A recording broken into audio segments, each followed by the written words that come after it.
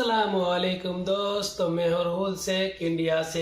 तो आज मैं फिर एक और वीडियो पर रिएक्शन कर रहा हूँ। तो आज का वीडियो बहुत ही अच्छा है। तो आज का वीडियो है कुरान पाक की तिलावत हर मुसलमान के लिए इतनी ही ज़रूरी है जितना ज़िंदा रहने के लिए सांस लेना। नबी करीम सल्लल्लाहु अलैहि वसल्लम ने हमें कुरान की तिलावत करने का हुक्म दिया है और फरमाया है कोई कुरान को पढ़ो और इस पर गौर करो।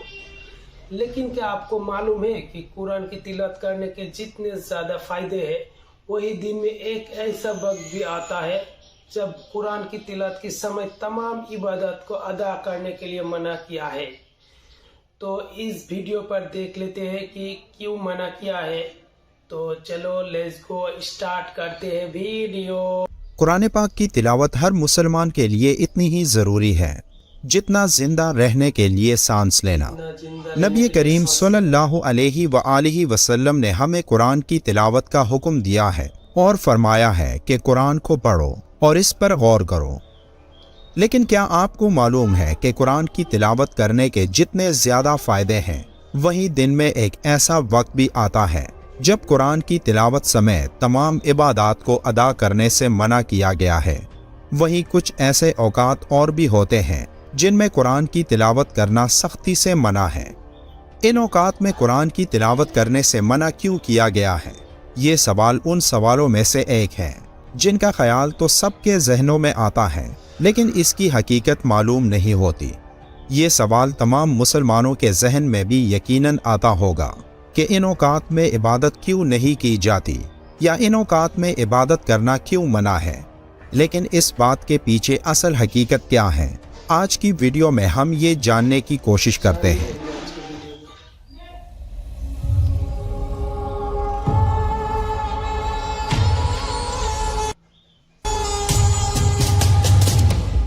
चौबीस घंटों में 3 औकात ऐसे हैं जिनमें नमाज पढ़ना और सजदे तिलावत जायज़ नहीं।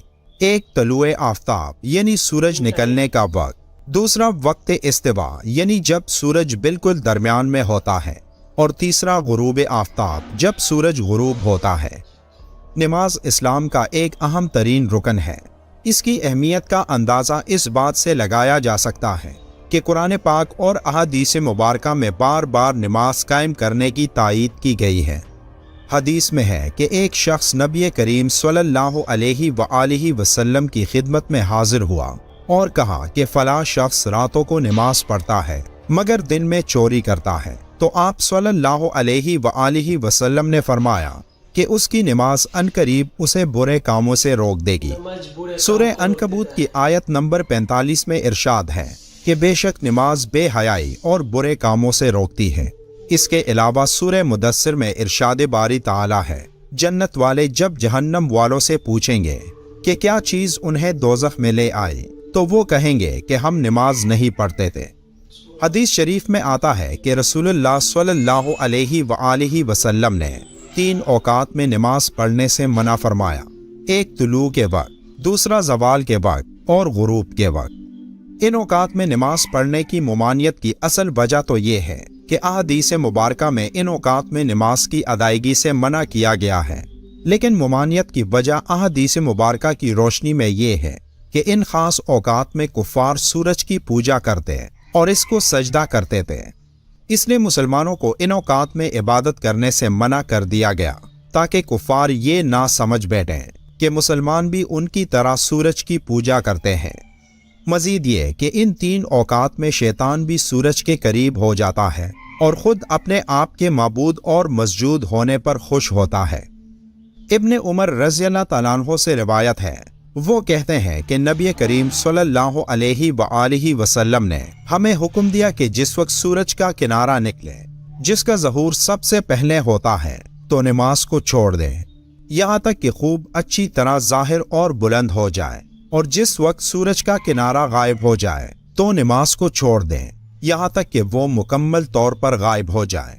और सूरज के निकलने और गुरूब होने के वक्त नमाज पढ़ने से मना फरमाया और मना करने का सबब बताया कि सूरज निकलने और गुरूब होने के वक्त ये शैतान के दोनों सींगों के दरमियान से निकलता और गुरूब होता है, यानी इसके सर के दोनों जानिब। کیونکہ وہ طلوع آفتاب کے وقت اپنے آپ کو سورج کی طرف کر کے کڑا ہو جاتا ہے تاکہ سورج اس کے سر کے دونوں سینگوں کے درمیان سے نکلے۔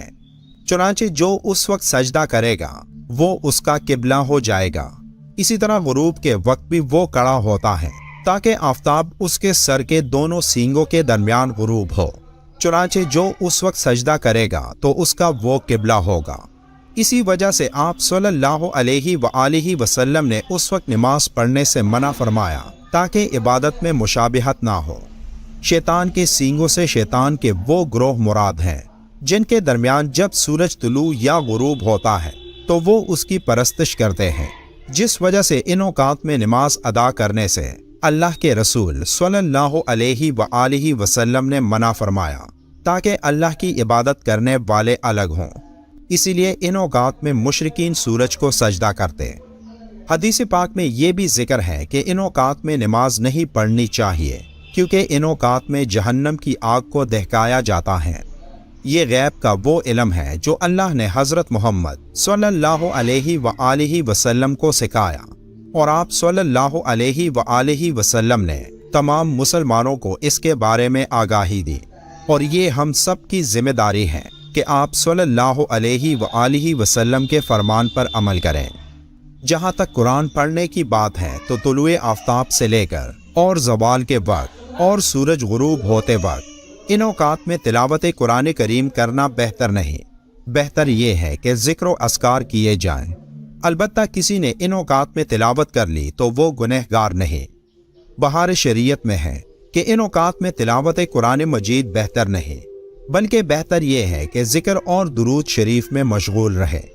آپ کے لیے یہ جائز ہے کہ جب اور جس وقت چاہیں اور جس حالت میں بھی قرآن کریم یا اس کی کوئی صورت پڑھیں۔ صرف جنابت کی حالت میں پڑھنا جائز نہیں، بلکہ اس وقت قرآن مجید پڑھنا حرام ہے۔ حضرت علی رضی اللہ تعالیٰ عنہ بیان کرتے ہیں کہ نبی کریم صلی اللہ علیہ وآلہ وسلم ہمیں جنابت کے علاوہ ہر حالت میں قرآن مجید پڑھایا کرتے تھے۔ کلام اللہ ہونے کی بنا پر جنبی حالت میں قرآن کریم پڑھنا اس کی بے ادبی ہے، اور کلام اللہ کا احترام و ادب اور تعظیم کرنا ضروری اور واجب ہے۔ اور اسی طرح قرآن مجید کو ہر اس چیز سے دور رکھا جائے جو اس کی شان میں خلل ڈالے، اور گندی جگہوں سے بھی دور رکھنا ضروری ہے۔ لیکن اگر وضو نہ ہو تو قرآن مجید کو چھوئے بغیر پڑھنا جائز ہے۔ اللہ ہم کو قرآن پڑھنے اور قرآن کو سمجھنے کی طاقت عطا کرے، آمین۔ آمین۔ ویڈیو کے آخر میں ایک بار درود شریف پڑھنا مت بھولیے گا۔ ملتے ہیں ایک اور معلوماتی ویڈیو میں، تب تک کے لیے اللہ حافظ۔ صلی اللہ علیہ وسلم۔ تو دوست، کیسا لگا میرا ریئیکشن ویڈیو؟